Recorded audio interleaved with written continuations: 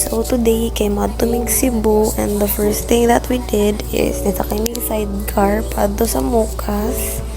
And as you can see, nanami sa Mukas.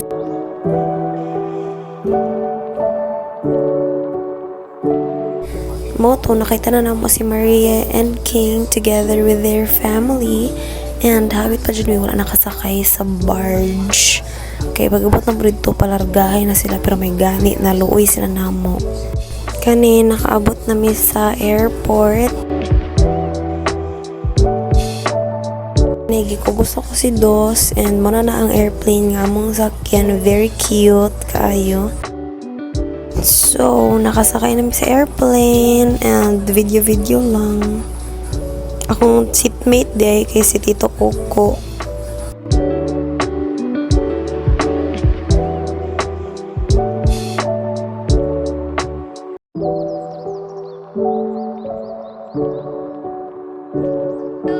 And nakanaog namin sa airplane na namin sa Mactan International Airport, and kailangan na naman masakay og shuttle.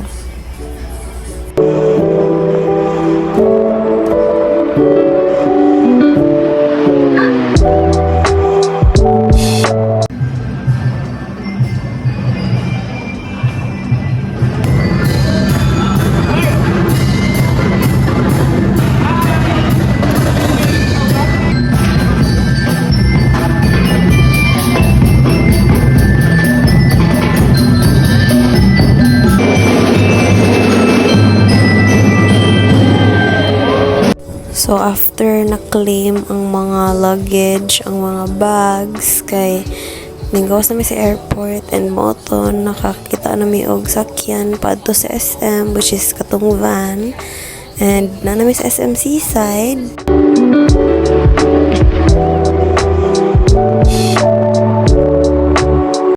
And the first thing that we did after entering the mall is mag-lunch, kay gutom na jud kaayo, so natumig mang inasal. And then after that, nag-window shopping mi, tapos nag-skate.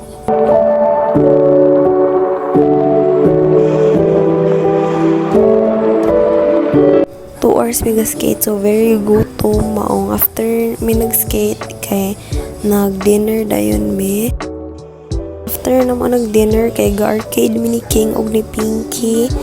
Tapos walkathon na pod, nag-window shopping mi, nakita mi og shirt for Sinulog. And then nakalabay mi sa Sunnies, and kani bet kaya na ko siya. And of course, my mom had to get it. Charit, gibayran niya ang Sunnies na akong bet. Thank you, mother.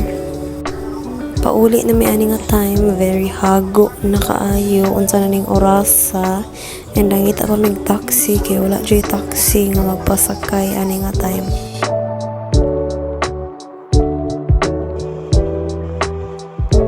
And moto, nakabot na sa among hotel after waiting for the taxi, and isa na to reveal ang hotel, no, kay for safety purposes, char. Pero moto na doon yung 7-Eleven para mapalit sa among mga kailangan, mga toiletries and everything. And moro to siya, matulog na ko guys, katulog ko na kay ko, gi-edit na ako nagtiwas.